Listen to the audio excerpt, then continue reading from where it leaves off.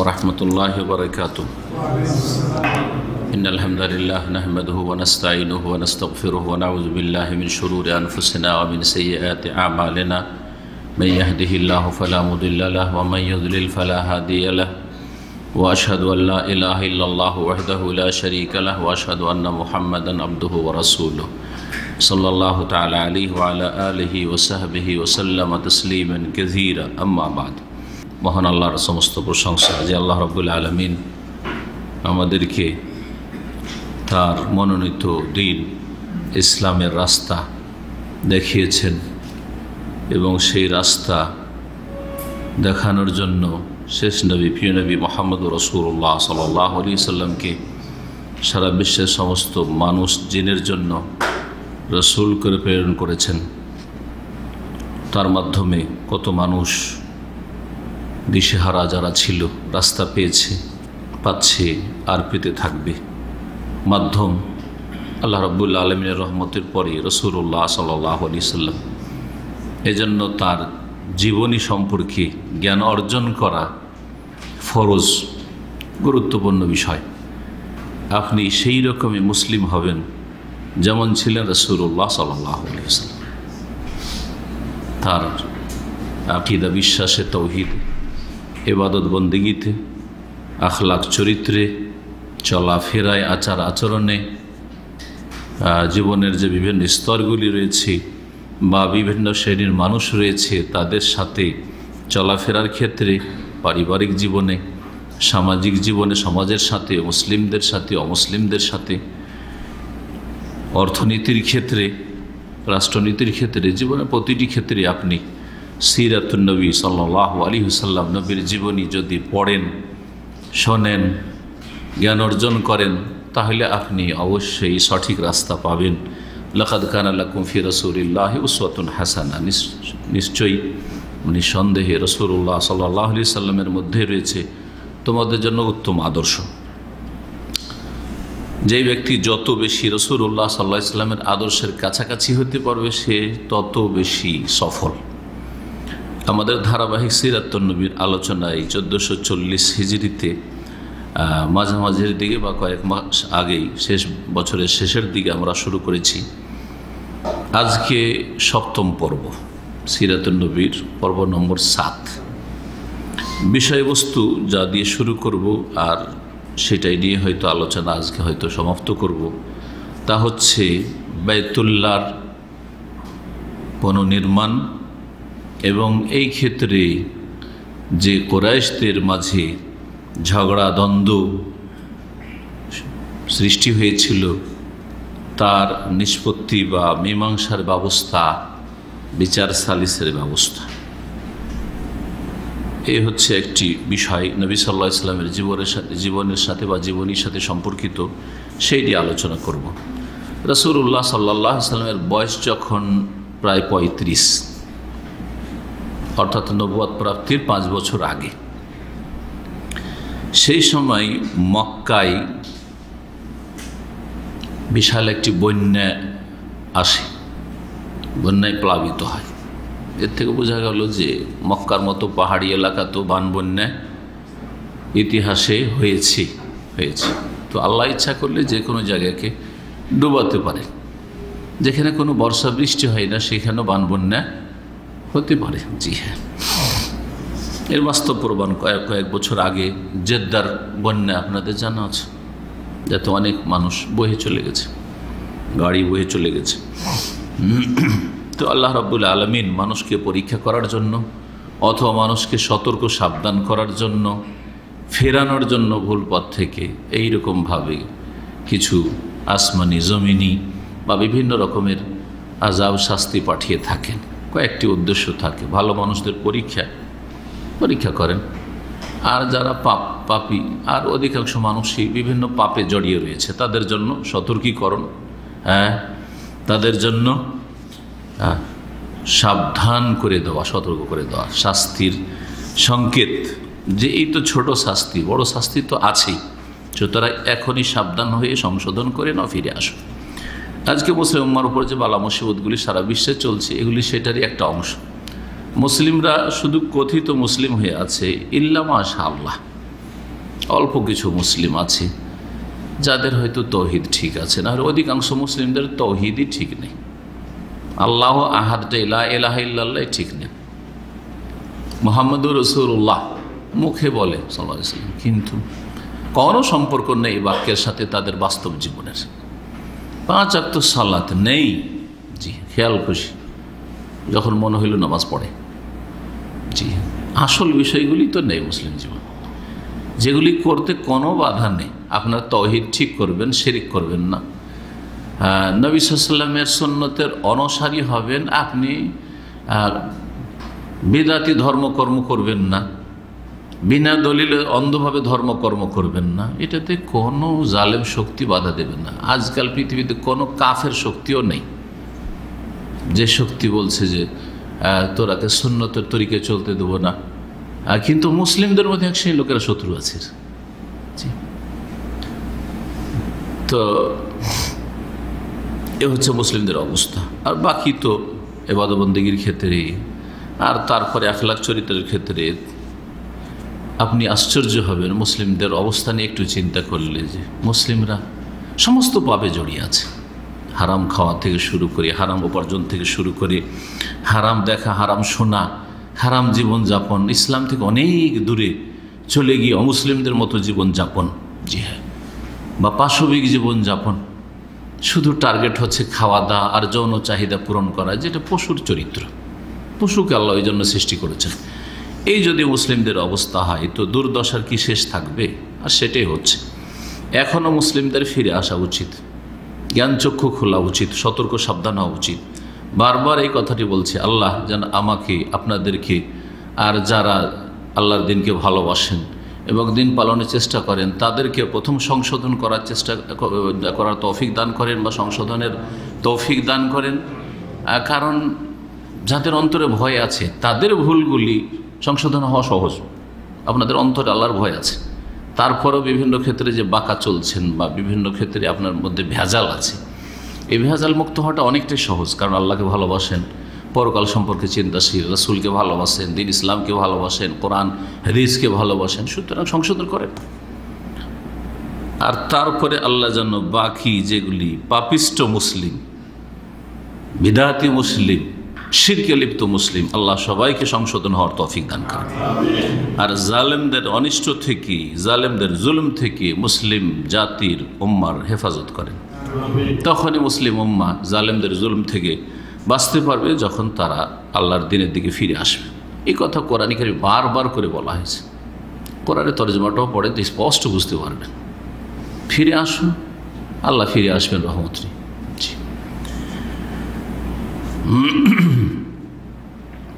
শুরু করি তাহলে। রাসূলুল্লাহ সাল্লাল্লাহু আলাইহি সাল্লামের যখন 35 বছর বয়স, তখন মক্কায় কি আসে?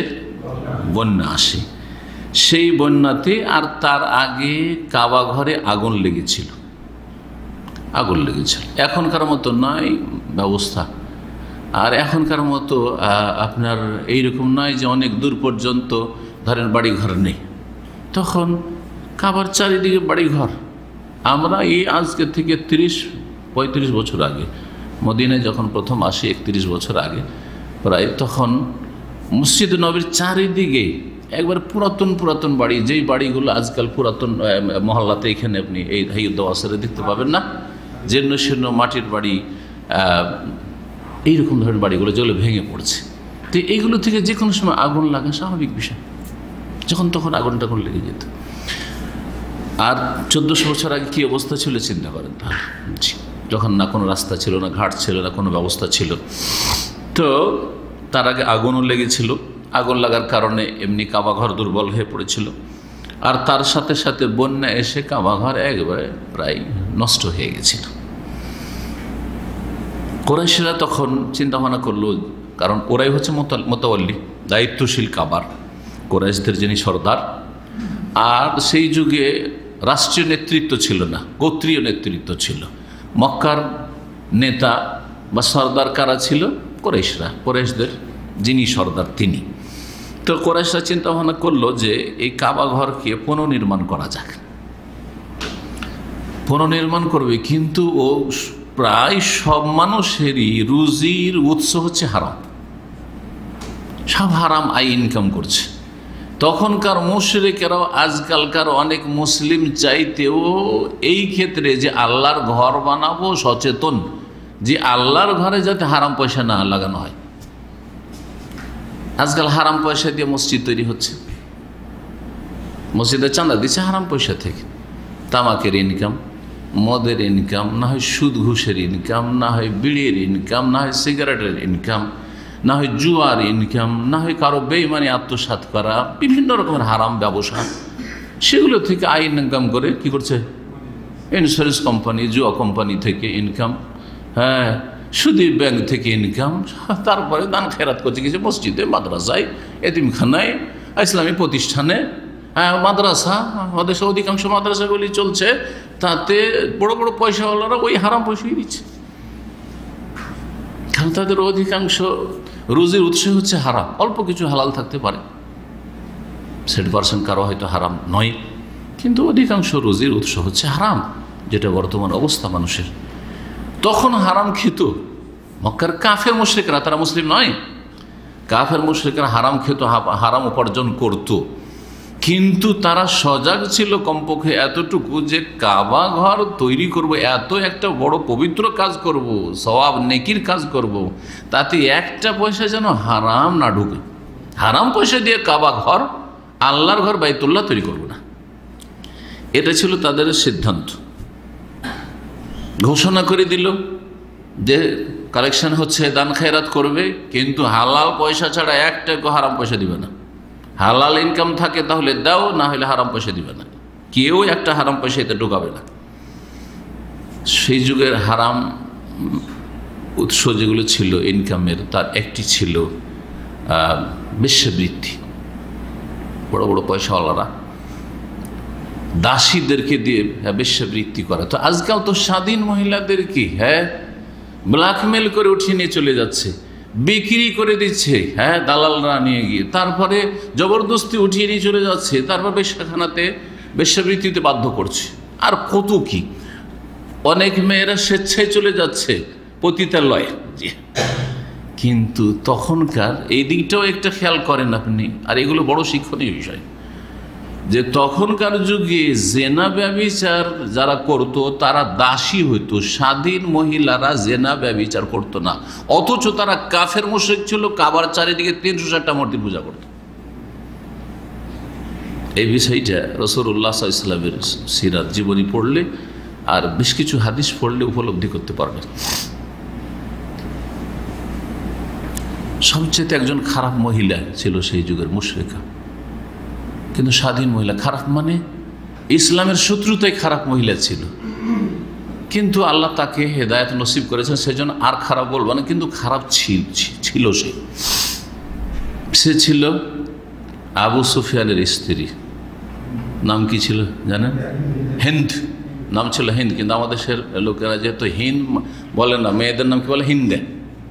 না, হিন্দা করে দেয়। নাম ওর ছিল কি? হিন্দ। হিন্দের ঘটনা জানা আছে আপনাদের। সে কি করেছিল? ওহুদের যুদ্ধে কাফেরদের পক্ষ থেকে আবু সুফিয়ান তার স্বামী, প্রধান ব্যক্তি সেই যুদ্ধের কাফেরদের পক্ষ থেকে, প্রধান সেনাপতি খালিদ বিন ওয়ালিদ ওই দিক থেকে স্বামীর সাথে এসছিল, ইসলাম মুসলিমদের বিরুদ্ধে লড়াইয়ে অংশ নিয়েছিল। মহিলারাও সহযোগিতা করত, কাফেরদের মহিলারা আসতে তো মুসলিম মহিলারা সহযোগিতা করত পর্দার মধ্যে থেকে বেশ কিছু ক্ষেত্রে যেগুলো করা সম্ভব। তো এই মহিলা কি করেছিল জানা আছে? যখন হামজা রাদিয়াল্লাহু তাআলা আনহা শহীদ হয়ে গেলেন, কে তিনি? রাসূলুল্লাহ সাল্লাল্লাহু আলাইহি ওয়াসাল্লামের চাচা আসাদুল্লাহ, আল্লাহর সিংহ যাকে বলা হয়েছে, আল্লাহর সিংহ শহীদ হয়ে গেলেন। তখন তার বক্ষ চিরে কলিজা বের করে সে মালা বানিয়েছিল, কলিজা কেটে কেটে। কত তাহলে নিষ্ঠুর মহিলা ছিল, কত কট্টর শত্রু ছিল ইসলাম আর মুসলিমদের, চিন্তা করেন। এই ক্ষেত্রে আরও বর্ণনা করা হয়েছে যে সে কলিজাকে চিবাবার চেষ্টা করেছিল, কিন্তু এই রেওয়ায়েতগুলি সহিহ নয়, এটা অনেক গবেষকরা বলেছেন, সেজন্য সেটা বললাম না, সতর্কী করার জন্য বললাম যে এগুলো কথা কোনো কোনো সিরাতুন নবীর কিতাবে আছে। তো যাই হোক, এই মহিলাকে আল্লাহ পরে তৌফিক দিলেন, পরবর্তীকালে ইসলাম গ্রহণ করলেন। এই মহিলা যখন ইসলাম গ্রহণ করলেন, নবী সাল্লাল্লাহু আলাইহি সাল্লাম মহিলাদের থেকে বায়াত নিতেন, মানে শপথ নিতেন, অঙ্গীকার, পর্দার আড়াল থেকে, স্পর্শ না করে। আর পুরুষরা হাতে হাত রেখে বায়াত করত, শপথ করত, ইসলাম গ্রহণের বায়াত। এটা পীর মুরিদের বায়াত নয়। এই বায়াত থেকে পীর মুরিদের বায়াত করবে, দলের বায়াত করবে, এর অবকাশ নেই, সেগুলি বিদআত। কথা বুঝতে পেরেছেন না? তো পীরদের যে বায়াত আছে, হাতে হাত দিয়ে হোক, অথবা পাগড়িতে হাত দিয়ে পাগড়ি ধরে বা গামছা ধরে হোক, চাদর ধরে হোক, অথবা যে চাদরটা ধরতে পেরেছে তার পিঠে হাত দিয়ে হোক, এইসব বায়াতগুলি আছে আমাদের দেশের সুফিদের, পীরদের বায়াত। এগুলি সব ভণ্ডামি, বেদাতি বায়াত, অন ইসলামিক বায়াত। এইসব বায়াত ইসলামে নেই। তখন রাসূলুল্লাহ সাল্লাল্লাহু আলাইহি ওয়াসাল্লামের পরে আবু বকর, ওমর, ওসমান খেলাফতির বায়াত করেছেন, তাছাড়া অন্য কোনো বায়াত নেই।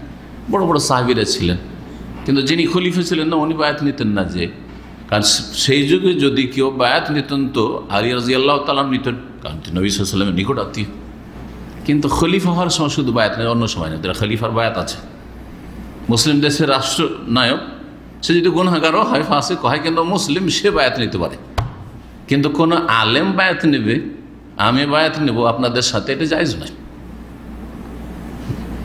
সে পীর মুরিদের নামে বায়াত হোক, অথবা আর কোনো নাম দিয়ে হোক না কেন। সুতরাং এগুলি যেগুলি চলছে সেগুলি ইসলাম বহির্ভূত কাজ, বিদাতি কাজ। কি বলছিলাম? রাসূলুল্লাহ সাল্লাল্লাহু আলাইহি ওয়াসাল্লাম যে বায়াত নিতেন, সূরা মুমতাহানাতে তো রয়েছে, তাতে রয়েছে শিরক করবে না, হ্যাঁ, আর কি করবে না, চুরি করবে না, ব্যভিচার করবে না, ওয়ালা তাজনু, জিনা করবে না, ইত্যাদি। এইভাবে এইগুলো বায়াত নিতেন। আল্লাহর ইবাদতবন্দি করবে, ভালো কাজের ক্ষেত্রে নাফরমানি করবে না, স্বামীর বা মুসলিম শাসকের, ইত্যাদি। তো এইসব কথা যে রয়েছে, তার মধ্যে যখন রাসূলুল্লাহ সাল্লাল্লাহু আলাইহি ওয়াসাল্লাম বললেন যে বায়াত নাও, বায়াত নাও যে তুমি জিনা করবে না, ওয়ালা তাজনু, তখন অবাক হয়েছিল ওই মহিলা, অবাক হয়েছিল। আর জিজ্ঞাসা করেছিল, আওয়া তাজনিল হুররা, তো স্বাধীন মহিলা কোনোদিন জেনা করতে পারে? স্বাধীন মহিলা কোনোদিন জেনা করতে পারে? স্বাধীন মহিলা মানে আজকাল সব মহিলা কিন্তু স্বাধীন।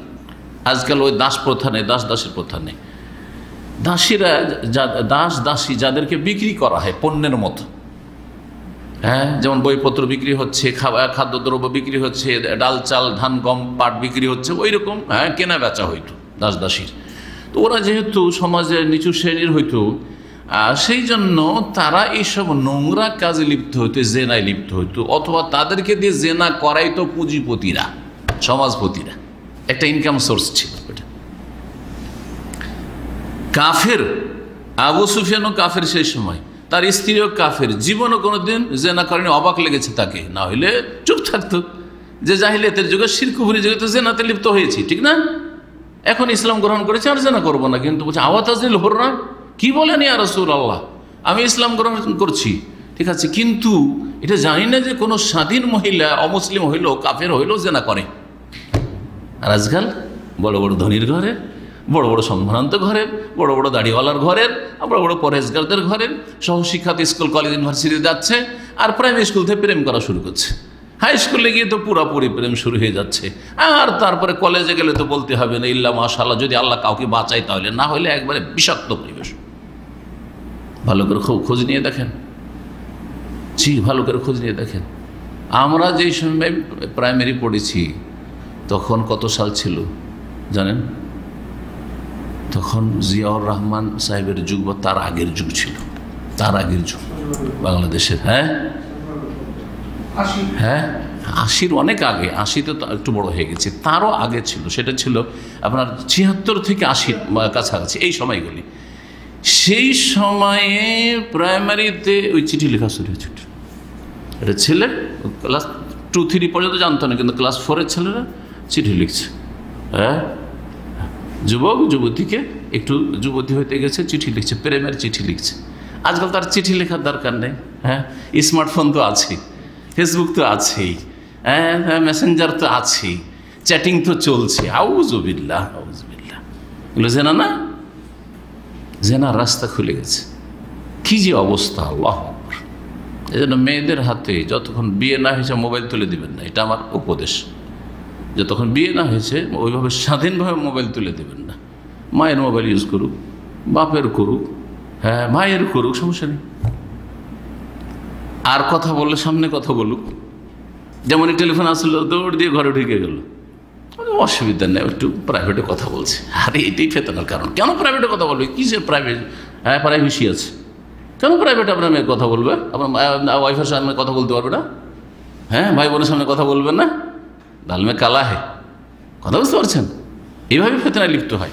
কথা লম্বা করছি না, যদিও লম্বা হয়ে গেল। কি বলছিলাম যে কাফের মুশরিকদের জামানায় মক্কায় বা আরবে স্বাধীন মহিলারা, আর আজকাল সব মহিলারা স্বাধীন, কারণ দাস প্রথা নেই, উঠে গেছে। যুগের আবর্তন বিবর্তনে কি হয়েছে? উঠে গেছে। পৃথিবীতে কোথাও দাস প্রথা নেই আর। তো তারাও জেনা করতো না। তাহলে জেনা কাদের পেশা ছিল? ব্যভিচার দাসীদের পেশা ছিল, দাসদের পেশা ছিল, নিচু শ্রেণীর মানুষ যারা সমাজে ছিল তাদের। তো করতো কি, মক্কার পয়সাওয়ালারা বা সমাজপতিরা কিছু দাসী রেখে নিত, আর তাদেরকে দিয়ে কি করতো? বেশ্যাবৃত্তি করাইতো। বেশ্যাখানা খুলে দেশে একটা পতাকা ঝুলিয়ে দিত, আর তারপরে ওখানে লোকজন আসতো। যেমন বেশ্যাখানাতে আজকাল লাইসেন্স হচ্ছে, সেই যুগে তো লাইসেন্স দরকার নেই, এটা পতাকা দেখলে বুঝতে পারতো যে হ্যাঁ এটা হচ্ছে বেশ্যাখানা। তো বেশ্যাবৃত্তি করে কেউ যদি ইনকাম করে থাকে বা বেশ্যাখানার ব্যবসা করে, তো খবরদার এই কাবা নির্মাণে যেন ওই পয়সা দান না করে। ওয়ালা বাইরে বা কেউ যদি সুদ খেয়ে থাকে, সুদ খাওয়ার চর্চা খুব বেশি ছিল। রাসূলুল্লাহ সাল্লাল্লাহু আলাইহি ওয়াসাল্লামের যে চাচা আব্বাস রাদিয়াল্লাহু তাআলা আনহু জাহিলিয়াতের যুগে একজন সুদখোর বড় ব্যবসায়ী ছিল। যখন ইসলাম কবুল করলেন আর সুদ হারাম করা হইল, রাসূলুল্লাহ ঘোষণা করলেন, এবং তখন পর্যন্ত সুদি কারবার ব্যবসা চলছিল চাচার। নবী সাল্লাল্লাহু আলাইহি ওয়াসাল্লাম বললেন যে আল্লাহ সুদকে হারাম করেছেন, আর যাদের এখন পর্যন্ত সুদি কোনো কারবার কারো সাথে লেনদেন আছে, সেটা আজকে থেকে আমার পায়ের তলায় রেখে দিয়ে ধরিসাৎ করলাম, আর সুদি চুক্তি থাকলেও নিতে পারবে না, কারণ হারাম করে দেওয়া হয়েছে। আর সর্বপ্রথম যেই সুদি যে আদান প্রদান আছে, লেনদেন আছে, সেটাকে পায়ের তলায় আমি রাখলাম, সেটা হচ্ছে রেবাল আব্বাস, আমার চাচা আব্বাসের সুদ। আমার চাচা আর সুদ নিতে পারবে না, যতই সুদের কারবার থাক না কেন, আগে থেকে চুক্তি করা আছে, টাকা দেওয়া আছে সুদের ওপর। তাহলে বোঝা গেল যে সুদের ওপর যদি কাউকে টাকা দিয়ে থাকেন, আপনার অজ্ঞতার যুগে, মূর্খতার যুগে, আপনার পাপের যুগে, যখন আপনি পাপিষ্ট ছিলেন, হেদায়েত হয়েছেন, যাক আগে থেকে গেল তো চুক্তি হয়ে গেছে, নিয়ে নিন না, হারাম। ওয়াইন তুবতুম ফালাকুম রুউসু আমওয়ালিকুম, যদি তোমরা তওবা করো তো তওবা হচ্ছে যে আসল পুঁজিটা ফেরত নাও।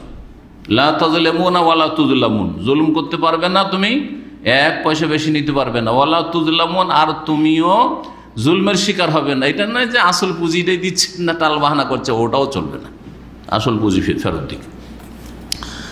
যাই হোক, সুদের টাকা যেন না লাগে, কারো বেইমানি করা, আত্মসাৎ করা টাকা যদি থাকে, তো সেই টাকা পয়সা ইনকাম যেন কাবা ঘরে না লাগানো হয়। কথা তো হয়ে গেল, আর চাঁদা হইল, কিন্তু এই চাঁদার পয়সা দিয়ে কাবা অত বড় করে নির্মাণ করা সম্ভব হচ্ছে না, যত বড় কাবা ইব্রাহিম আলাইহিস সালামের ভিত্তিতে ছিল, তিনি যেভাবে তৈরি করেছিলেন। তখন তারা বাধ্য হয়ে কী করলেন, যে টাকা পয়সা নেই, সুতরাং কী করে দাও, ছোট করে দাও। যেমন আজকাল আপনি ঘরের প্ল্যান তৈরি করছেন আপনার পুঁজি হিসাবে, যে আমার এত টাকা আছে, এত টাকা দিয়ে আমি বিল্ডিং তৈরি করতে পারবো, সুতরাং যাই জমি জায়গা বেশি থাকলেও আমি এতটা রুম করব বা এত তলা করবো, এর বেশি করবো না, কথা ঠিক না? কিন্তু যার পয়সার শেষ নেই, তার প্ল্যানেরও শেষ নেই। জি, এখন আর একটি বিষয় আসলো সামনে, যে আল্লাহর ঘরকে ভাঙবে কে? এটা বড় বিপজ্জনক বিষয়। কেই সাহস করবে যে আল্লাহর ঘরকে ভাঙ? যদি জীর্ণ শীর্ণ আছে, ভেঙে পড়তে যাচ্ছে, কিন্তু এটাকে ভাঙবে কে? না ভাঙলে তো পুনর্নির্মাণ হচ্ছে না। যদি আল্লাহর আযাব নেমে আসে, কারণ ভয় লাগছে যে আবরাহার উপর আযাব এসছে, যে কাবা ভাঙতে এসেছিল, যদি আমাদের উপর আল্লাহর গজব নেমে আসে, তাহলে বোঝা গেল যে মক্কার মুশরিকদের আল্লাহর আযাবের কি ছিল? ভয় ছিল। তাহলে বোঝা গেল যে আল্লাহর আযাবের ভয় হইলেই শুধু মুসলিম হইতে পারবেন না, তার সাথে তার আগে কি লাগবে? তৌহিদ লাগবে, আল্লাহর একত্ব প্রতিষ্ঠা লাগবে, শিরক মুক্ত হওয়া লাগবে। শিরক মুক্ত না হয় কবর মাজারে সিজদাও করছেন, গৌস কুতুবে বিশ্বাসী, ওলিয়া আউলিয়া অসাধারণ ক্ষমতা রাখে, আর খুব আল্লাহর ভয়, খুব কান্না করছেন, মোনাজাত করছেন আরাফায় আর হজে এসে আর মক্কাতে, কোনো কাজে আসবে না, কোনো কাজে আসবে না, কোনো জাহান্নাম যেতে হবে, চিরকালের জন্য জাহান্নাম যেতে হবে। আগে ঠিক করতে হবে তৌহিদ। জি, এই অবস্থায় ওয়ালিদ বিন মুগীরা একজন বড় নেতা ছিল মক্কার। সে বলল, দেখো আমাদের কাবা ভাঙার উদ্দেশ্য তো আর আব্রাহার মতো না, অসৎ উদ্দেশ্য না। আমরা কি জন্য ভাঙছি? নির্মাণ করার জন্য, ভালো উদ্দেশ্য নিয়ে ভাঙছি। ইন্নাল্লাহ লা ইউহলিকুল মুসলিহিন, যারা সংস্কারকারী তাদেরকে আল্লাহ ধ্বংস করবেন না। যারা মুফসিদিন, যারা বিশৃঙ্খলা সৃষ্টিকারী, যারা বিপর্যয় সৃষ্টিকারী, যারা ফাসাদ করতে আসে, তাদেরকে আল্লাহ ধ্বংস করবেন। আব্রাহা ফাসাদ করতে এসেছিল। তারপরে এক একটা করে পাথর ভাঙা শুরু করলো, আর সবাই মিলে তখন ভাঙতে ভাঙতে একবারে কাবাকে ইব্রাহিম আলাইহিস সালামের যে বুনিয়াদ নিচে ছিল ওখান পর্যন্ত পৌঁছে দিল। তারপরে নিচে থেকে কিন্তু ইব্রাহিম আলাইহিস সালামের বুনিয়াদ আছে, নিচেটা ভাঙার দরকার নেই। জি হ্যাঁ, তারপর ওর উপর থেকে তখন দেয়াল উঠাতে শুরু করলো, বানাতে শুরু করলো। এই ক্ষেত্রে পরে অনেকগুলি বংশ আছে, অনেকগুলি গোত্র আছে মক্কায়, শুধু কুরাইশ বংশ না, অনেক বংশ বা গোত্র আছে। বিভিন্ন গোত্র দায়িত্ব নিয়েছে যে আমরা এতটা ওয়াল উঠাবো, আমরা এতটা উঠাবো, আমরা এতটা উঠাবো, এটা আমরা করব। এই কাবা ঘর নির্মাণ করতে গিয়ে যে মক্কার বড় বড় কুরাইশদের যারা শীর্ষস্থানীয় ব্যক্তি, নেতা, আশরাফ, সম্ভ্রান্ত ব্যক্তি, তারা নিজেরা পাথর কাঁধে করে বয়ে, যেমন ইট বয়ে বয়ে নিয়ে আসে রাজমিস্ত্রির যারা হেল্পার থাকে, হ্যাঁ, সাধারণ যারা সহযোগী থাকে রাজমিস্ত্রি, তারা ওই রকম ওরা নিজেরা কাঁধে করে কিনে আসতো, পাথর বয়ে নিয়ে আসতো। রাসূলুল্লাহ সাল্লাল্লাহু আলাইহি ওয়াসাল্লাম তার মধ্যে একজন ছিলেন। জি হ্যাঁ, তার চাচা আব্বাস একজন ছিলেন। এই চাচা ভাতিজা পাথর নিয়ে আসছেন আর এনে দিচ্ছেন, আর রাজমিস্ত্রি কি করছে? ওই পাথরগুলিকে দেয়ালে সেট করছি। এই প্রধান রাজমিস্ত্রি একজন ছিল রোম দেশের, রোমান। তার নাম সিরাতের কিতাবাতে বলা হয়েছে বাকুম। জি হ্যাঁ, আর রোমানরা খ্রিস্টান ছিল, আর এরা মক্কার লোকেরা কি ছিল? মুশরিক, পত্তলিক ছিল, মুশরিক। জি, বর্তমান হিন্দু বা বুদ্ধিস্টরা যেমন মুশরিক, আর খ্রিস্টানরা হচ্ছে আহলে কিতাব খ্রিস্টান, ওরাও শিরকে লিপ্ত, কিন্তু নাম হচ্ছে তাদের আহলে কিতাব খ্রিস্টান। যখন তারা হালাল পয়সা দিয়ে পুরো কাবা নির্মাণ করতে পারল না, তখন তারা 6 থেকে 7 হাত জায়গা কি করলো? কমিয়ে দিল। কাবা ঘর থেকে কি করলো? বের করে দিল, যে এটা কম করে দিই, কমিয়ে তো দিল। কিন্তু এই যে 6-7 হাত জায়গা ছাড়লাম, কেমন করে চিনব যে এই জায়গাটুকুও ইব্রাহিম আলাইহিস সালামের কাবার অন্তর্ভুক্ত? এর জন্য করলো কি, একটা ছোট করে দেয়াল ওর ওখানে কি করলো? খাড়া করলো, ছোট করে দেয়াল খাড়া করলো, যেটা আপনারা এখন দেখছেন না? জি হ্যাঁ, এই দেয়ালটা কোন দিকে আছে যদি কেউ জিজ্ঞাসা করে, তাহলে কি বলবেন? উত্তর না দক্ষিণ না পূর্ব না পশ্চিম? হ্যাঁ, কিন্তু কোন দিকে? উত্তর দিকে, উত্তর দিকে, উত্তর দিকে আছে। জি হ্যাঁ,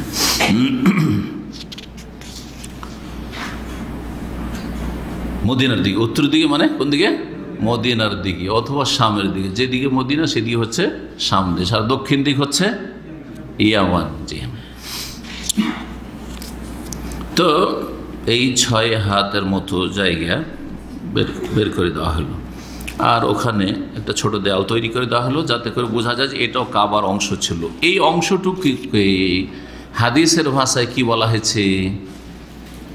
হাতিম। একটা নাম হচ্ছে হাতিম, আর একটি নাম আছে হিজর, আর একটি নাম হচ্ছে হিজর, হিজর অথবা হাতিম। জি হ্যাঁ, কোনো ঘেরা জায়গাকে হিজর বলা হয়। হাজারে হাজরো মানে এটাকে ঘিরে নেওয়া, তো ওই জায়গাটিকে যে ঘিরে রাখা হয়েছে ওর নাম হচ্ছে হিজর। অনেকে আজকাল বলে হিজরি ইসমাইল বলে, হ্যাঁ, কিন্তু এটা শুধু হিজর। হাদিসে হিজর বা হাতিম এসছে। রাসূলুল্লাহ সাল্লাল্লাহু আলাইহি ওয়াসাল্লাম যখন মেরাজ থেকে ফিরে এসেছিলেন, এর সাথে কথাটি বলে দিই, আর এসে বলে রাতারাতি ফিরে চলে আসলেন। এসে অবাক করার মতো ঘটনা, এটা কেমন করে হয়? একজন মানুষ রাতে 1 মাসের রাস্তা গিয়েছে, 1 মাসের রাস্তায় যাওয়া আসতে 2 মাস লাগে, শুধু বাইতুল মুকাদ্দাস প্যালেস্টাইন যেতে আর রাস্তায় 2 মাস লাগে। আবার ওখান থেকে বলছেন 7 আকাশের ওপর গেছি, আর যাওয়ার পরে আল্লাহর সাথে কথা বলেছি, আবার 5 ওয়াক্ত সালাত নিয়ে এসেছি ইত্যাদি, জান্নাত জাহান্নাম দেখেছি। এইসব কথা যখন শোনার রাসূলুল্লাহ সাল্লাল্লাহু আলাইহি ওয়াসাল্লাম, মক্কার কাফেররা কুরাইশরা কি করলো? সেই হাদিসে কাযাবাতনি কুরাইশ, কুরাইশ বললো যে দেখো দেখো এই মুহাম্মদ কত বড় মিথ্যুক, মিথ্যা কথা বলছে, কত বড় মিথ্যুক। মিথ্যা কথার একটা সীমা থাকে, এইসব চর্চা করা শুরু করলো। আবু বকর সিদ্দিক রাদিয়াল্লাহু তাআলা বিশ্বাস করে নিলেন। ওর বলছে তুমি পাগল, ওর অন্ধ হয়ে গেছে, তুমি এই কথা বিশ্বাস করা যায় নাকি? প্রশ্ন করে, আচ্ছা ঠিক আছে, তুমি যে ঘুরে এসছো ওই থেকে ফিলিস্তিন থেকে, আচ্ছা বলো তো বাইতুল মুকাদ্দাস মসজিদ আকসা আছে, মসজিদ আকসার কয়টা দরজা, কয়টা জানালা, আর দক্ষিণ পশ্চিম উত্তর পূর্ব এগুলোতে কোন দিকে কি আছে? নবী সাল্লাল্লাহু জিজ্ঞাসা করে ফেললো মক্কার কাফেররা। নবী সাল্লাল্লাহু বলছেন ফাকারব তো কুরবাতাল্লাম আকরব ইসলাহ কাত্ত, এমন আমি পেরেশান হয়ে গেলাম ওদের প্রশ্ন উত্তর না দিতে পেরে, যে জীবনে এত আমি মানসিক অশান্তিতে কোনোদিন ভোগিনি, কি জবাব দেব? জি হ্যাঁ, আপনি বলছেন এটা আবার জবাব দেওয়া গেল না নাকি? আমি 21 বছরে ইসলামিক সেন্টারে, কথা বোঝা গেছে? যদি আমাকে জিজ্ঞেস করে ইসলামিক সেন্টারে কয়টা দরজা আছে, বলতে পারবো না। মসজিদের কয়টা দরজা তাও বলতে পারবো না। এই যে মসজিদে 3 ওয়াক্ত নামাজ পড়ছি কমপক্ষে মসজিদ, হ্যাঁ বলতে পারবো না। পারবেন? আপনারা পারবেন না। জি, জানাল্লাহ আরও অসম্ভব, তাই না? কারণ একজন মানুষ তার জীবনে যদি মূল্য বুঝে তো এইসব ফালতু কাজ করবে না, যে দরজা গনি 1 2 3, এই জানলা গনি কয়টা জানলা আছে, এগুলো কাজ করে বেড়াবো নাকি? আমার জীবনটা অনেক মূল্যবান, অনেক ভালো কাজ করার আছে, ঠিক না? তো নবী সাল্লাল্লাহু আলাইহি ওয়াসাল্লাম উত্তর দিতে পারলেন না। এরা তো হাসতে শুরু করলো যে দেখো দেখো দেখো দেখো। নবী বলছে ফাজাল্লাল্লাহু লি বাইতুল মাকদিসি, আল্লাহ আমার জন্য একবার ওপেন করে দিলেন, আলোকিত করে দিলেন, সামনে খুলে দিলেন বাইতুল মুকাদ্দাস। টিভির পর্দায় যেমন সারা দুনিয়া দেখছেন কোথায় কি হচ্ছে, হ্যাঁ কোথায় কোনো আমেরিকার বন জঙ্গল জ্বলছে বর্তমান, ধরেন কাশ্মীরে কি হচ্ছে, তো অমুক জায়গায় কি হচ্ছে, সব দেখতে পাচ্ছেন না এখানে বসে বসে, হ্যাঁ টিভির পর্দায়। আল্লাহ 1400 বছর আগে নবী সাল্লাল্লাহু টিভি দেখিয়ে দিয়েছেন, বাইতুল মুকাদ্দাসের টিভি মক্কাতে। কোন জায়গায়? বলছে ফাওয়াকাফতু ফিল হিজরি, এই হিজরে আমি দাঁড়াইলাম উত্তর দিকে, আর ওই দিকে সামদেশ ফিলিস্তিন, ওইখানে দাঁড়াইলাম। আর তারপরে ওই কুরাইশদেরকে ডাকলাম যে আসো, কি জিজ্ঞাসা করা আছে করো। যে দরজা কয়টা? বুঝি এতটা বাইতুল মুকাদ্দাস। জানালা কয়টা? এতটি। কোন দিকে কি আছে? এই আছে, সব বলে দিল।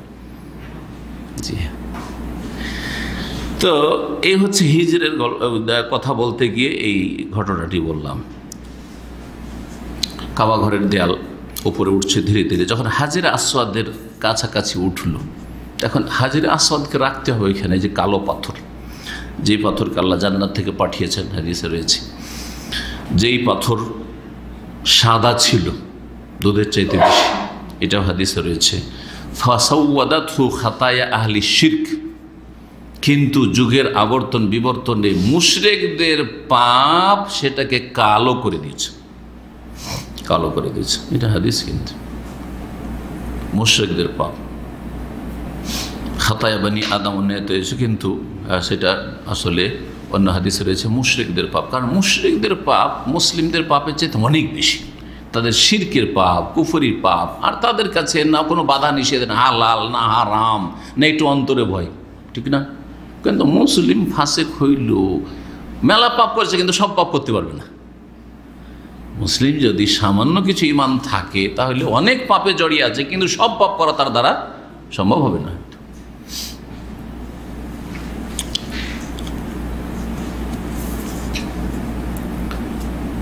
তো এখন এই হাজরে আসওয়াদকে কে এখানে সেট করবে? সমস্ত নেতারা, আর প্রত্যেক গোত্রের নেতা, অনেকগুলি গোত্র, প্রত্যেক গোত্রের নেতা আছে, বলছে আমি রাখবো, বলছে আমি রাখবো, ঝগড়া শুরু হয়ে গেল। ঝগড়া এমন কি বলছে যে মারামারি আর খুনাখুনি হয়ে যাবে, এরকম অবস্থা। এই ঝগড়া 4 থেকে 5 দিন চলতে থাকে, রক্তাক্ত লড়াই হয়ে যাবে, এরকম পরিস্থিতি তৈরি হয়ে গেল হারামের ভিতরে, ওইখানেই। এক গোত্র আর এক গোত্রকে খুন করে দেবে, এরকম অবস্থা। হঠাৎ করে আবু উমাইয়া ইবনে মুগীরা মখজুমি, বানু মখজুম গোত্রের মক্কার একজন নেতা এবং খুব জ্ঞানী ব্যক্তি, প্রজ্ঞাবান ব্যক্তি, সে বয়োজ্যেষ্ঠ মানুষ ছিল। সে একটি প্রস্তাব পেশ করল, প্রস্তাব যে এইটা করলে হয় না, এইসব ঝগড়া না করে, মারামারি না করে, কি যে আগামী দিনে ফজরের আগে, ভোরের আগে, রাত্রি কে আগে সেখানে ঢুকতে পারে, যে আগে সে আল্লাহর ঘরে কাবার কাছে আসতে পারবে, সে এই পাথরকে কি করবে, রাখবে। মসজিদের মানে মসজিদে হারামের দরজা দেখি আগে ঢুকতে পারে। সবাই মেনে নিল যে ঠিক আছে, সবাই চেষ্টা করলো। আপনাদের যদি এরকম একটা প্রতিযোগিতা বলা হয় তো সবাই কিন্তু চেষ্টা করবেন যে এই আজকের রাত্রে তাহাজ্জুদে কে আগে উঠতে পারে। ধরেন একটা প্রতিযোগিতা আপনাদের, আর আপনারা সবাই প্রতিযোগিতা অংশ নিলেন। এমনি অংশ নেবেন না, ফিরি ফিরি অংশ নেবেন না, কিন্তু যদি 500 রিয়াল রেখে দেওয়া যায়, রাগ করবেন না কিন্তু, এমনি করবেন, উঠবেন। জীবনে অভ্যাস নেই, কি তাহাজ্জুদে উঠবেন, ফজরে উঠতে পারেন না অনেক, কি আর ফজরে তাহাজ্জুদে উঠবেন।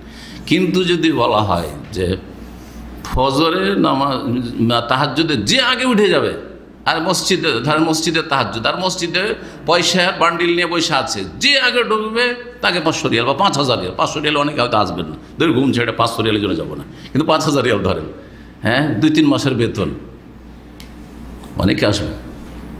হ্যাঁ, দু একজন ব্যতিক্রম, সেটা আলাদা কথা, যে আমি পয়সার অত লোভী না, কিন্তু আপনার মতো লোক ওইটা আছে।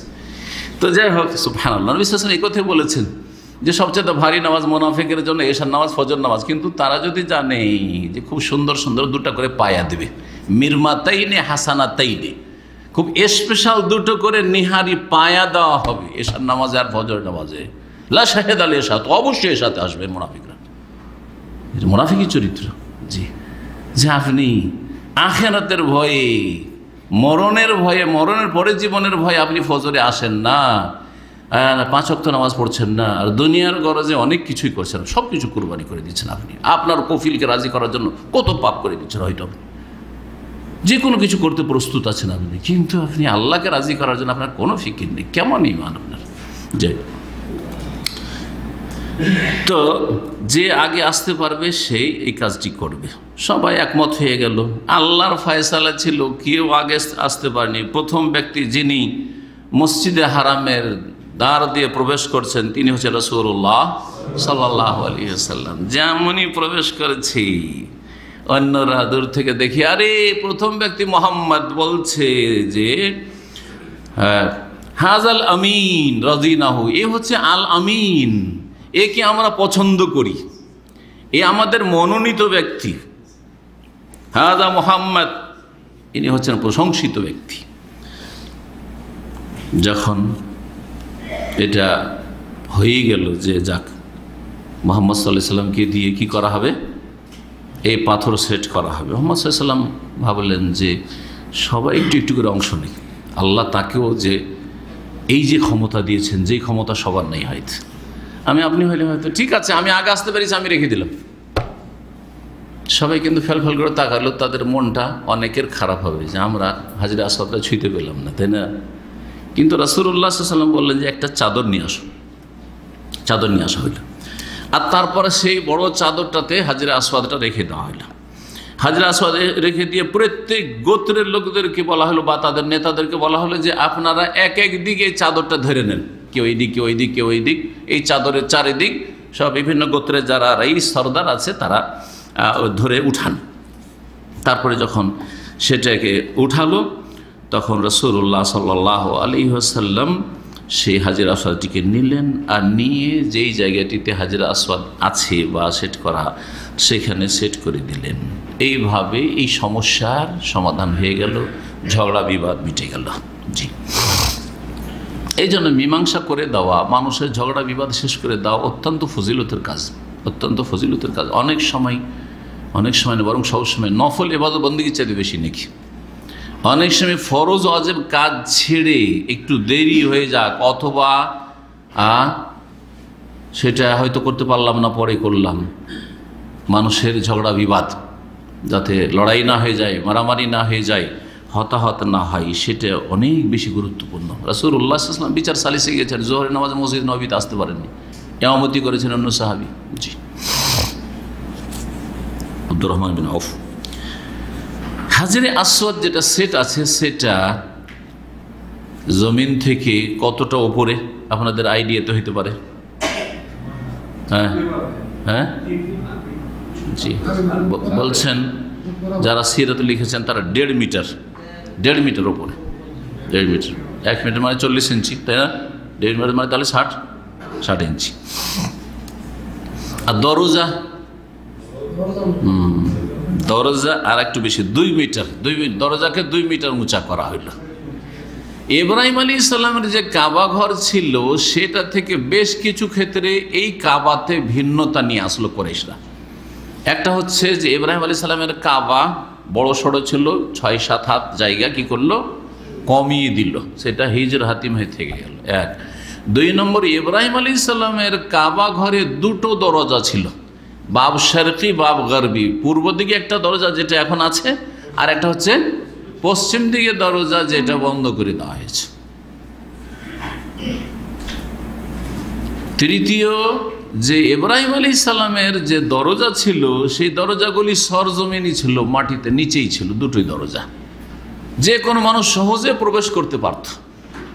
কিন্তু এখন উঁচা করে দেওয়াতে আর উদ্দেশ্যই কুরাইশদের যে সবাইকে কাবার ভিতরে ঢুকতে দেব না, আমরা মুতাওয়াল্লিরা, দায়িত্বশীলরা, সর্দার যে থাকবে কাবার, সে যাকে ইচ্ছা ঢুকাবে, যাকে ইচ্ছা ঢুকাবে না।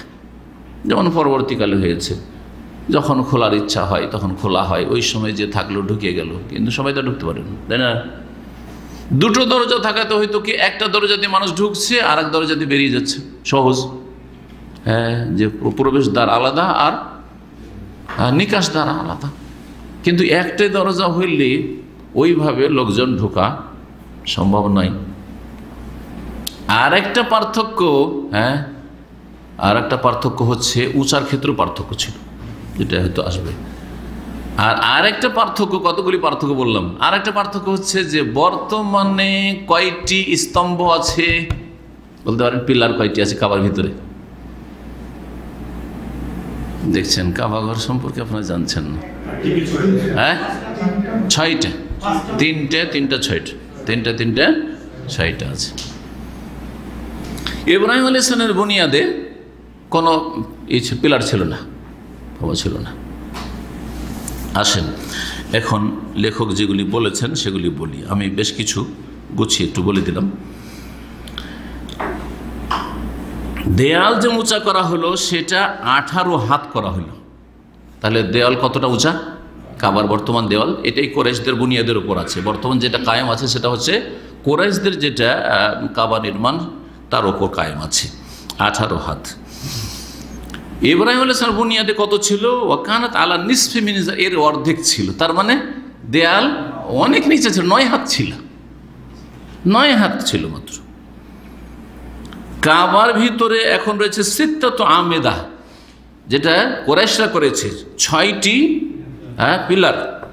জি, ফি সাফাইনে, 2 লাইনে, মানে 3টে করে, 3টে 6টা পিলার, 6টা খুঁটি। আর ছাদটা কোথায় আছে? 18 হাত দেওয়ালের উপরে, কিন্তু ছাদ নেই। 3 হাত নিচে নামিয়ে কি আছে, 15 হাত পরেই ছাদ আছে। এটা অনেকে জানেন না, এই জন্য তাহলে 3 হাত পর্যন্ত কি আছে, গভীরতা আছে ছাদে, কাবার ছাদে। ইতিপূর্বে অর্থাৎ ইব্রাহিম আলাইহিস সালামের বুনিয়াদে ওয়াকানাত মিন ক্বাবল বিদুন সাকফিন, ছাদ ছিল না, শুধু ঘেরা ছিল দেয়াল। কাবা ঘর মানে দেয়াল চারিদিকে, জি, প্রাচীর। ওয়ালা আমুদ, আর স্তম্ভ খুঁটিও ছিল না। তো বেশ কিছু পার্থক্য হয়ে গেল, যা আজকে জানতে পারলেন কাবা ঘর সম্পর্কে। এই ছিল আমরা ধারাবাহিক যে আলোচনা করি, যে কিতাব থেকে নিয়মিত আল্লামা শেখ শফিউল মোবারক ফুরি রাহিমাহুল্লাহ তাআলা, যিনি আমার দীর্ঘ সময়ের ওস্তাদ, তার কাছে লেখাপড়া করেছি, অনেক উপকৃত হয়েছি রহমতুল্লাহ আলাইহি।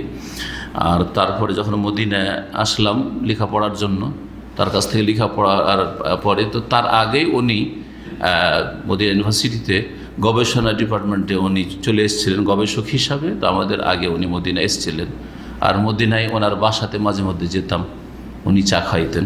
জি, আমাদের ওস্তাদেরা চা খায়, কথা বলছেন না? জি হ্যাঁ। আর পীরেদেরকে আপনারা নজরানা দেন, আপনারা বকশিস দেন। এটাই হচ্ছে পার্থক্য, এটা হচ্ছে পার্থক্য। আমরা আপনাদের নজরানা নিই না, আমরা ওস্তাদদের কাছ থেকে সহিহ আকীদা আলেম ওলামা ওস্তাদ থেকে এটাই শিখেছি। জি, তো এই ছিল আলোচনা। কিছু আর আলোচনা আছে যেটা আল্লামা শেখ নাসিরুদ্দিন আলবানী রহমতুল্লাহ আলাইহির একটি খুব সুন্দর কিতাব আছে সিরাত, মানে নবী জীবনের উপর, সহিহ সিরাতুন নববিয়্যাহ, সহিহ সিরাতুন নবী। এতে বিভিন্ন হাদিস এবং আসারগুলি তিনি উল্লেখ করেছেন, সহিগুলি। তো ওখান থেকে কিছু ভালো ভালো কথা থাকলে মাঝে মাঝে পড়ে শোনাই। তো আজকে সময় থাকলে দু একটি কথা আপনাদেরকে শোনাই 10 মিনিটের মধ্যে। আল্লাহ রাব্বুল আলামিন এই কাবা ঘরের নির্মাণ সম্পর্কে সূরা আলে ইমরানের আয়াত নম্বর 96-97 ইরশাদ করেছে, ইন্না আউওয়ালা বাইতি উযিয়া লিন-নাস, নিশ্চয় সর্বপ্রথম যে গৃহ ঘর, উযিয়া লিন-নাস, যা মানব জাতির উদ্দেশ্যে কি করা হয়েছে, তৈরি করা হয়েছে। তাহলে কাবা ঘর কার জন্য তৈরি করা হয়েছে? সমস্ত বিশ্বের মানুষের জন্য। আল্লাহ বলছেন লিন-নাস, সবার অধিকার আছে, সবার অধিকার আছে। তাহলে অমুসলিম আসে না কেন? বাস একটা পাসপোর্ট লাগবে, একটা ভিসা লাগবে, সেটা হচ্ছে লা ইলাহা ইল্লাল্লাহ শাহাদাত দাও আর মুহাম্মদুর রাসূলুল্লাহ শাহাদাত দাও। সহজ, সহজ। এক্ষুনি এই ভিসা হাসিল করে নি, তাহলে চলে আসো, কোনো অসুবিধা নেই। কারণ অনেক অমুসলিমরা বা অনেক মুনাফিকরা এই আপত্তি তুললে যে মক্কায় অমুসলিম কেন প্রবেশ করা নিষেধ। আমি বলবো যে আপনাদের দেশগুলিতে বিনা ভিসাতে প্রবেশ কেন নিষেধ? মুসলিম দেশে মুসলিমের জন্য প্রবেশ করতে ভিসা লাগে, না হলে ঢুকতে দেবেন না। দেবেন? অবৈধ আপনি, তাই না? ফেরত পাঠানো হবে আপনাকে, হ্যাঁ, ধরে আপনাকে বন্দি করা হবে, আপনি আইন লঙ্ঘন করেছেন। মুসলিম দেশে যাচ্ছেন, কোনো দেশে ভিসা লাগে না? ভিসার কত জটিলতা। দেবে? বাংলাদেশে পাসপোর্টে জানতো, হ্যাঁ, কোনো ইউরোপের দেশে অত সহজে ভিসা লাগবে? কত পায়তারা করে মানুষ যাচ্ছে, কত টাকা খরচ করে। আর মক্কা আসার জন্য 1 পয়সা খরচ লাগে না, কোনো ফিস লাগে না। বলেন আশহাদু আল্লা ইলাহা ইল্লাল্লাহ ওয়া আশহাদু আন্না মুহাম্মাদান রাসূলুল্লাহ, ঢোকেন ঢোকেন। এভাবে জবাব দেবেন তাদেরকে। তারা যে বিষয়গুলি মানছে সেগুলি বলে তাদেরকে ক্ষান্ত করবেন। আর কোরআন হাদিসের কথা যদি বলেন, তো কোরআন হাদিসে তারা বিশ্বাসী নয় যে ইন্নামাল মুশরিকুনা নাজাস ফালা ইয়াকরাবুল মাসজিদাল হারাম বাদা আমিহিম হাযা, এ কথা বিশ্বাসী তারা? কোরআন আয়াতে বিশ্বাসী নয়, কিন্তু যুক্তিতে বিশ্বাসী।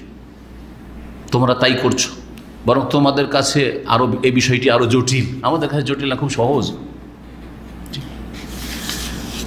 তো সমস্ত মানুষের জন্য আল্লাহর এই ঘর, বরং আল্লাহ সূরা হজে বলেছেন যা আল্লাহু লিন-নাসি সাওয়াআনিল আকিফু ফিহি ওয়াল বাদ, এই ঘরকে আমি এমন করেছি যাতে সমান অধিকার রয়েছে আল আকিফ ওয়াল বাদ, যারা মক্কায় অবস্থানকারী, মক্কার নাগরিক বা মক্কার একামা হোল্ডার, আর বাইরে থেকে কেউ এসছে, বিদেশ থেকে এসছে বা বিভিন্ন অঞ্চল থেকে, সারা বিশ্ব থেকে এসছে, সবার সমান অধিকার। মক্কার লোকের এই অধিকার নেই যে আপনি আগে ভাগে গিয়ে কাবার এমামের পিছনে আপনি জায়গা পেয়ে গেছেন, এই সরো, তোমরা কেন এখানে, তোমরা দূরে থাকো, ভিড়ের সময় তোমরা কেন এখানে, তোমার বাইরে থাকো, এই অধিকার নেই। সবার সমান অধিকার রয়েছে। সাওয়াআনিল আকিফু ফিল বাদ, সাওয়াআনিল আকিফু ফিহি ওয়াল বাদ, দূর থেকে আসুক আর কাছে থেকে আসুক। যেই ঘর কোথায় রয়েছে? লাল্লাযী বিবাক্কা, যেটা মক্কায় রয়েছে। মক্কার একটি নাম হচ্ছে বাক্কা, মুবারাকান, এই ঘর হচ্ছে বরকতময়। ওহুদাল লিল আলামিন, বিশ্বজাহানের জন্য হেদায়েতের মাধ্যম, হেদায়েতের মাধ্যম। মক্কা গেলে, আল্লাহর ঘরে জিয়ারত করলে, আল্লাহর ঘরের তওয়াফ করলে, হজ উমরা করলে ঈমান যে কত তাজা হয়। একজন মানুষ সত্যি আন্তরিক হয়ে ইখলাসের সাথে যদি এই ঘরের জিয়ারত করে আর আল্লাহর ইবাদতবন্দি করতে যায়, তাহলে তার পরিবর্তনটা বুঝতে পারবে। শুধু তাই না, মানসিক অশান্তি আছে, হ্যাঁ, শারীরিক অশান্তি আছে, সেখানে যান, অনেকটা হালকা হয়ে যাবে, অনেক হালকা হয়ে যাবে। সুবহানাল্লাহ। ঘটনা শোনাবার সময় নেই, কিন্তু এরকম অনেক সময় দেখেছি অশান্তি।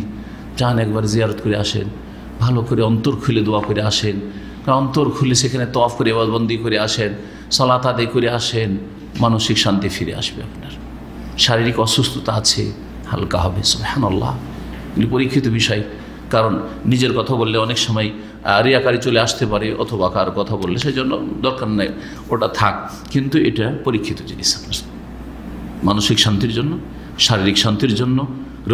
রোগের অশান্তি রয়েছে শারীরিক, আপনি যান, আল্লাহ রাব্বুল আলামিন অবশ্যই আপনার রহম করবেন। কিন্তু অন্তরটাই খুলুসিয়াত লাগবে, খালিস দিল থেকে যেতে হবে, ধোঁকাবাজ হয়ে গেলে হবে না। মক্কায় যাচ্ছেন তখন বড়ই আপনি মুসল্লি, আর খুব দোয়া করছেন কান্নাকাটি করে, আর এখানে দাম্মাম ফিরে এসে বা বাড়ি ফিরে এসে ফজর নেই, হারাম খাচ্ছেন, পাপে ডুবে যাচ্ছেন, পাপ দেখছেন, অশ্লীলতা ছড়াচ্ছেন আপনি। না না না না, অন্তরটাকে সাফ করেন। অন্তর যখন পাক করবেন তখন আল্লাহ রাব্বুল আলামিন জীবনে শান্তি দান করবেন। তো আল্লাহ কি বলছেন? হুদাল্লিল আলামিন, বিশ্বজানের জন্য এতে হেদায়েত রয়েছে। ফিহি আয়াতুম বাইয়িনাত, মক্কার এই ঘরে কি রয়েছে? অনেক নিদর্শনাবলী রয়েছে, অনেক নিদর্শনাবলী রয়েছে, মানে আল্লাহকে চেনার অনেক উপায় রয়েছে, অনেক বিষয় রয়েছে যেগুলি থেকে আপনি আল্লাহকে চিনতে পারবেন। তারপরে ইসলামের ইতিহাসের প্রাচীন ঘটনা আপনার স্মরণে আসবে, হাজারের ঘটনা, ইসমাইলের ঘটনা, জমজমের ঘটনা, কি করে জমজম কূপ তৈরি হলো, সাফা মারোয়ার মাঝখানে যে আমরা সাই করছি, সাফাতে কী হয়েছিল আর মারোয়াতে কী হয়েছিল, এই দুইয়ের মাঝে আমরা ওই মাঝখানে গিয়ে একটু দৌড় দিই কেন, ইত্যাদি। সুবহানাল্লাহ, জামরাতে পাথর মারি কেন? আয়াতুম বাইয়িনাত। ও মাকাম ইব্রাহিম, তার মধ্যে একটি মাকাম ইব্রাহিম আছে, যে পাথরে পা রেখে ইব্রাহিম আলাইহিস সালাম কি করছিলেন? দেয়াল উঠাচ্ছিলেন, কাবা ঘর নির্মাণ করছিলেন, আর ছেলে ইসমাইল একটা করে পাথর এনে দিচ্ছি বাপ বেটাতে, একজন রাজমিস্ত্রি আর একজন হচ্ছে তার সহযোগী হেল্পার এনে দিচ্ছেন। ওয়াইয ইয়ারফা ইব্রাহিমুল কাওয়াইদ মিনাল বাইত ওয়া ইসমাইল রব্বানা তাকাব্বাল মিন্না ইন্নাকা আনতাস সামিউল আলিম। আর বাপ বেটা দুজনে এই দোয়া করছেন যে আল্লাহ তুমি কবুল করে নাও। কীভাবে আল্লাহ কবুল করেছেন? আল্লাহ কবুল করলে মানুষ কেউ ঠেকাতে পারে না,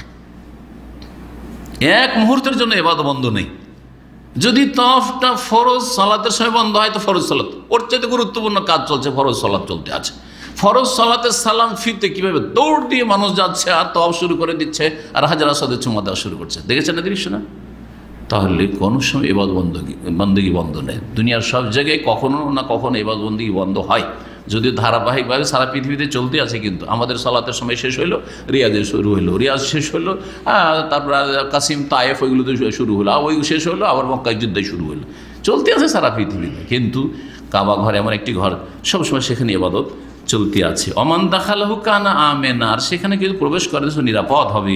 ওয়ালিল্লাহি আলান নাস হিজ্জুল বাইতি মান ইসতাতা ইলাইহি সাবিলা, হজ ফরজের আল্লাহ রাব্বুল বিধান এখানে বর্ণনা করছেন। আচ্ছা, এই ঘর সম্পর্কে সহিহ বুখারী মুসলিমে যে হাদিস রয়েছে সেটা শোনাই। আবু যার রাদিয়াল্লাহু তাআলা বর্ণনা করছেন যে কুলতু ইয়া রাসূলুল্লাহ, আমি বললাম একবার, হে আল্লাহ রাসূল, আইয়ু মসজিদিন উযিয়া আউয়াল, কোন মসজিদ সর্বপ্রথম নির্মিত হয়েছে? কাল আল মসজিদুল হারাম, প্রথম মসজিদ তৈরি হয়েছে কোনটি? মসজিদে হারাম। কুলতু সুম্মা ইউ, তারপরে কোনটি? কাল আল মসজিদুল আকসা, তারপরে হচ্ছে মসজিদে আকসা মানে বাইতুল মুকাদ্দাসের মসজিদ। কুলতু কাম বাইনাহুমা, এই দুইয়ের মাঝে কতটা ব্যবধান ছিল সময়ের? কাল 40 সানা, 40 বছর। 40 বছর মসজিদে হারাম সর্বপ্রথম ঘর, তার মানে তার আগে এই জমিনে কোনো মানুষের বাড়ি ঘর তৈরি হয়নি।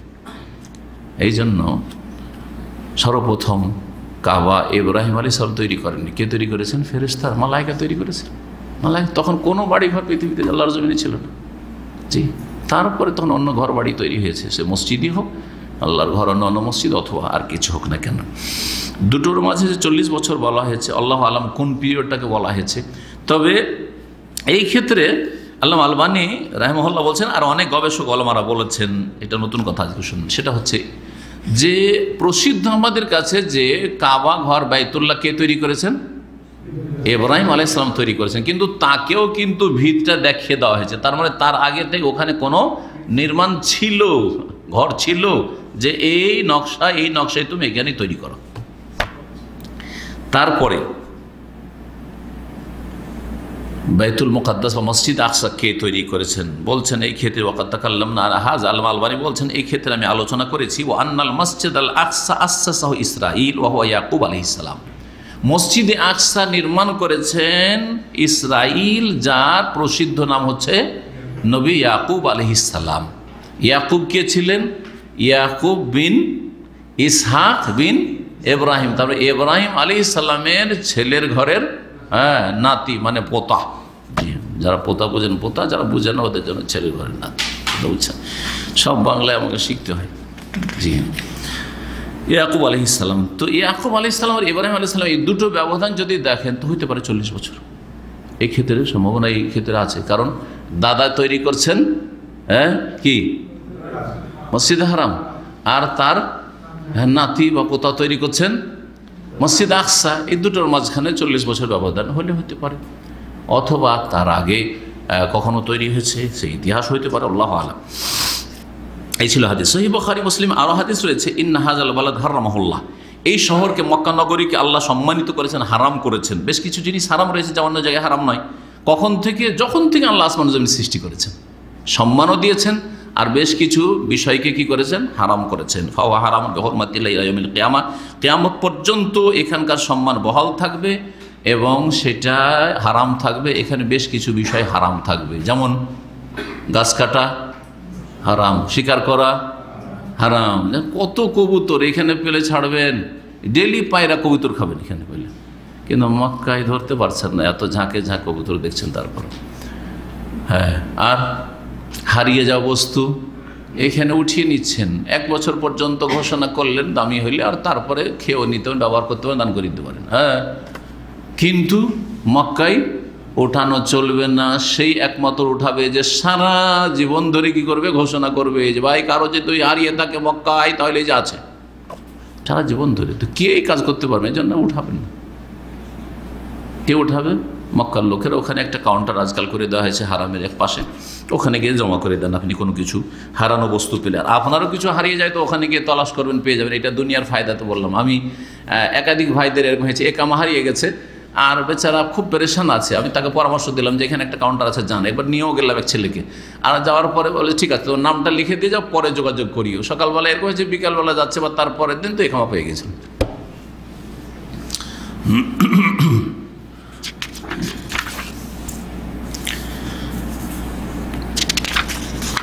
তারপরে আল্লামা আলবানী রাহিমাহুল্লাহ যে ইব্রাহিম আলাইহিস সালাম কীভাবে কাবা তৈরি করলেন ছেলেকে নিয়ে, আর তারপরে তার আগে ছেলেকে আর ওই তার মাকে, স্ত্রী হাজারকে কীভাবে রেখে গেলেন, আর এসব বিস্তারিত ঘটনা যা সহিহ বুখারী মুসলিমে রয়েছে তা এখানে বর্ণনা করেছেন। আর বাকি যে বিষয়গুলি এখানে বর্ণনা করা হয়েছে সেগুলি আলহামদুলিল্লাহ আমরা মোটামুটি আলোচনা করে ফেলেছি। সুতরাং এখানে আজকের আলোচনা শেষ করছি। একটা হাদিস বলে দিই, এর আগে বললাম না যে ইব্রাহিম আলাইহিস সালামের বুনিয়াদে দরজা কয়টি ছিল? 2টি। দরজা কোথায় ছিল? সরজমিনে ছিল, উঁচাই ছিল না। এই মর্মে হাদিস কিন্তু সহিহ বুখারী মুসলিম আছে। অনেক সময় সিরাতুন নবী পড়লে আমরা দ্বিধাদ্বন্দ্বে থাকি যে সহিহ না জয়ীফ, তাই না? যদি আমরা সহিহটা আলোচনার চেষ্টা করছি যথাসাধ্য নিজের জ্ঞান মোতাবেক, আর মানুষের ভুল হইতে পারে, জয়ীফ কখনো চলে আসতে পারে, আল্লাহ না করে। তো এখানে বুখারী মুসলিম হাদিস আয়েশা রাদিয়াল্লাহু তাআলা আনহা বর্ণনা করছেন যে রাসূলুল্লাহ একবার বললেন আয়েশাকে, আলাম তারাই, তুমি কি দেখনি বা জানো না, আন্না কওমাকে কাসরাত বিহিমিন নাফাকা, তোমার জাতি মানে কুরাইশ বংশ, তাদের খরচা কাবা নির্মাণের জন্য কমে গেল, মানে পয়সা কমে গেল। সুতরাং তারা কি করলো? কাবাকে করলো ছোট করে 6-7 হাত জায়গা ছেড়ে দিল। ওয়ালাউলা হিদসানো কওমেকে, তোমার এই বংশের মানে কোরাইশদের যদি নতুন নতুন ইসলামে আসা না হইতো, মানে এরা নিউ মুসলিম না হইতো, নিউ মুসলিম ওই রকম মজবুত না, কাবা ভেঙে দিলে তখন বলে আরে মোহাম্মদ তো আমাদের ধর্মকর্ম শেষ করলো 360টা মূর্তি ভাঙলো, আরে কাবাকেও ভেঙে দিল, এই ধর্ম মানা যাবে না, করতে পারে না, রিয়াকশন হইতে পারে। এই ভয় ছিল। যদি এই ভয় না থাকতো, এরা নিউ মুসলিম সব নতুন মুসলমান হয়েছে মক্কা বিজয়ের সময় তাদের অধিকাংশই, লানাকাদুল কাবা, তাহলে এই আশঙ্কা না থাকলে কাবাকে আমি ভেঙে ফেলতাম। ওয়াজালতুল্লাহা বাবান শারকিয়ান ও বাবান গারবিয়ান, আর ওর 2টো দরজা করতাম, একটা শারকি পূর্ব দিকে, একটা পশ্চিম দিকে। পূর্ব দিকেরটা আছে, পশ্চিম দিকেরটা নাই, আমি 2টো দরজা করতাম। ও আদখালতু ফিহাল হিজর, আর ওতে হিজরকে ঢুকিয়ে দিতাম, মানে এই জায়গাটাতে 6-7 হাত যে জায়গায় হিজর হাতিম ছেড়ে দিয়েছে, এটা কি করতাম? কাবার অন্তর্ভুক্ত করে দিতাম। এই হাদিসটা প্রখ্যাত সাহাবী আব্দুল্লাহ বিন জুবাইর রাদিয়াল্লাহু তাআলা আনহু জানা ছিল। তিনি কয়েক বছরের জন্য মক্কার খলিফা হয়েছিলেন উমাইয়া বংশের যুগে। আব্দুল মালিক বিন মারওয়ান তখন তাদের রাজধানী কোথায় ছিল উমাইয়াদের, কি বলতে পারেন? না, দামেস্কে, শাম দেশে দামেস্কে। আব্দুল্লাহ বিন জুবাইর রাদিয়াল্লাহু তাআলা আনহু তিনি খলিফা বরহাক ছিলেন এবং উমাইয়াদের যেসব রাজারা ছিল তাদের চাইতে অনেক নেক ছিলেন। তিনি সম্মানিত সাহাবী ছিলেন। আর পক্ষান্তরে আব্দুল মালিক বিন মারওয়ান যে সাহাবী না, মারওয়ানের ছেলে। মারওয়ান ছোট সাহাবী, নবী সাল্লাল্লাহু আলাইহি ওয়াসাল্লামের বড় সাহাবীও না। তো ইবনে জুবাইর রাদিয়াল্লাহু তাআলা আনহু যখন খলিফা হইলেন তার রাজধানী ছিল মক্কা। তিনি দেখেন শাম দেশ তো ওরা দখল করে আছে, আর মক্কার মদিনা যেহেতু তার দখলে চলে এসছে, তখন তিনি কি করলেন? রাজধানী করলেন কোথায়? মক্কায়। নবী সাল্লাল্লাহু আলাইহি ওয়াসাল্লামের জামানায়, আবু বকরের জামানায়, ওমরের জামানায়, উসমানের জামানায় রাজধানী কোথায় ছিল? মদিনায় ছিল। আলী রাদিয়াল্লাহু তাআলার জামানায় রাজধানী কোথায় ছিল? কুফা। কুফায় তিনি চলে গেলেন। দেখলেন যে আমার অনুসারী ভক্ত সহযোগীরা সেখানে বেশি রয়েছে, তো উনি এই ইজতিহাদটা করেছিলেন যে ওখানে চলে গিয়েছিলেন। তো এই ছিল ইতিহাস। ইবনে জুবাইর রাদিয়াল্লাহু তাআলা আনহু রাসূলুল্লাহ সাল্লাল্লাহু আলাইহি ওয়াসাল্লাম যে ইঙ্গিতটা করেছেন ওই কথা মনে ছিল। তিনি কল্পনা জল্পনা করলেন আর এই কাজের সিদ্ধান্ত নিয়ে ফেললেন। আর তারপরে কাবাকে ভেঙে দিয়ে, যেটা কুরাইশরা তৈরি করেছিল সেটা ভেঙে দিয়ে যে আকাঙ্ক্ষা করেছে রাসূলুল্লাহ সাল্লাল্লাহু আলাইহি ওয়াসাল্লাম, সে আকাঙ্ক্ষা ছিল যে ইব্রাহিম আলাইহিস সালামের বুনিয়াদের উপর কাবা তৈরি হোক। ওইভাবে তিনি কাবাকে তৈরি করে দিলেন। লাহা বাবানে মুলতাসিকানি, দুটো দরজা তৈরি করলেন মাটির সাথে মেলানো, মানে সরজমিনে। হ্যাঁ, পূর্ব দিকে পশ্চিম দিকে, এই দিক থেকে লোকেরা ঢুকতো, ওই দিক থেকে বেরোতো। কিন্তু হাজ্জাজ বিন ইউসুফ জালেম যে বাসরার গভর্নর ছিল আব্দুল মালিক বিন মারওয়ানের পক্ষ থেকে বা উমাইয়া গোত্রের যে রাজার পক্ষ থেকে, বড়ই জালেম খনি ছিল, সে আক্রমণ করলো মক্কার ওপর খলিফা নির্দেশে। আর সে খুব দুর্দান্ত ব্যক্তি ছিল, নিষ্ঠুর ব্যক্তি ছিল, পাপিষ্ট। সে এসে করলো কি, এমনভাবে আক্রমণ করলো যে সেখানে আব্দুল্লাহ বিন জুবাইর রাদিয়াল্লাহু তাআলা আনহু শহীদ হয়ে গেলেন আর পরাজিত হলেন। আর সেখান থেকে এই খেলাফত শেষ হয়ে গেল আব্দুল্লাহ বিন জুবাইর রাদিয়াল্লাহু তাআলা আনহুর। আব্দুল্লাহ বিন জুবাইর কে জানেন? আব্দুল্লাহ বিন জুবাইর বিন আওয়াম, আশরা মুবাশশারা যে জুবাইর বিন আওয়াম তার ছেলে। আর তার মায়ের নাম আসমা বিনতে আবি বকর, আবু বকর মেয়ে বা বড় মেয়ে আসমা রাদিয়াল্লাহু তাআলা আনহা, যিনি নবী সাল্লাল্লাহু আলাইহি ওয়াসাল্লাম আর আবু বকর যখন কোথায় ছিলেন, সৌর পাহাড়ের গুহায়, তখন সেখানে খাবার নিয়ে যেতেন। জি, ওই তার ছেলে। কত সম্ভ্রান্ত সাহাবী ছিলেন। তো সেই সময় ধারণা করলো যে এটা খেয়াল খুশি করেছে বা জেনেছিল। আরেকটি মধ্যে তারা জেনেছিল যে নবী সাল্লাল্লাহু আলাইহি ওয়াসাল্লাম এই আকাঙ্ক্ষা করেছেন, কিন্তু জিদ যে আমাদের যেহেতু শত্রু সে, আর তাকে দমন করেছি, সে যেভাবে তৈরি করেছে ওইভাবে রাখবো না, আগে যেটা ছিল ওইভাবে রাখবো। হ্যাঁ, যদিও নবী সাল্লাল্লাহু আলাইহি ওয়াসাল্লাম আকাঙ্ক্ষা কোনটার করেছিলেন যে ইব্রাহিম আলাইহিস সালামের বুনিয়াদের উপর যদি আমি করতে পারতাম তো খুব ভালো হতো, কিন্তু করতে পারলাম না। কিসের জন্য? যে সব এরা সব নিউ মুসলিম কি যে হয়, উল্টা রিয়াকশন না হয়।